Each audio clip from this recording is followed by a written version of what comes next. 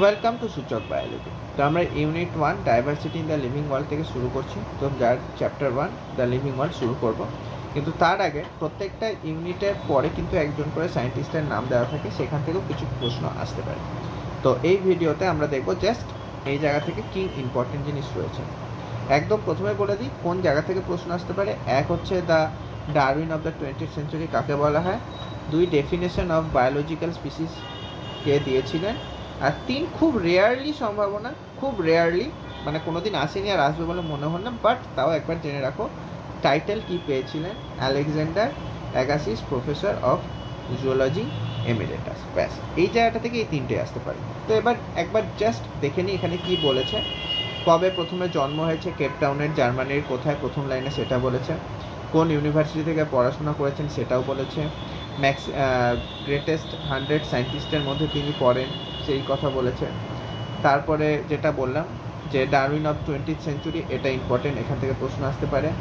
তারপরে যেটা বললাম যে টাইটেল কি পেয়েছিলেন, Alexander Agassiz professor of zoology emeritus, এই যেটা হালকা ইম্পর্টেন্ট, প্রায় নয়।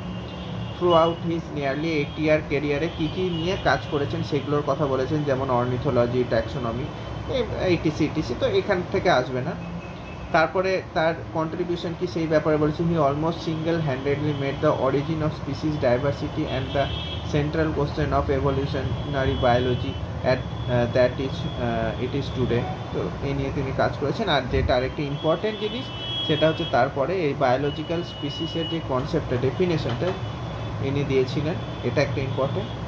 আর তারপরে আর কিছু ইম্পর্টেন্ট নেই। তারপরে জাস্ট বলা আছে মেয়ার was awarded, key key prize পেয়েছিলেন। 3টে বড় বড় প্রাইজ পেয়েছিলেন, যাকে বলা হয় ট্রিপল ক্রাউন অফ বায়োলজি। সেখানে প্রাইজের নামগুলো এখানে দেওয়া রয়েছে। তো এই জায়গা থেকে আর অত ইম্পর্টেন্ট কিছু নেই, জাস্ট ওই 3টে যেটা বললাম আরেকবার বলে দিচ্ছি। এক হচ্ছে the Darwin of 20th century কাকে বলা হয়, আর্নস্ট মেয়ারকে। তিনি কোন টাইটেল পেয়েছিলেন, খুব রেয়ারলি ইম্পর্টেন্ট, আলেকজান্ডার যেটা রয়েছে। আরেকটা ইম্পর্টেন্ট যেটা সেটা হচ্ছে ডেফিনেশন অফ বায়োলজিক্যাল স্পিসিস। তো প্রশ্ন আসলে এই 3টে জায়গা থেকেই আসতে পারে এই জায়গাটায়, আর নইলে আসবে না।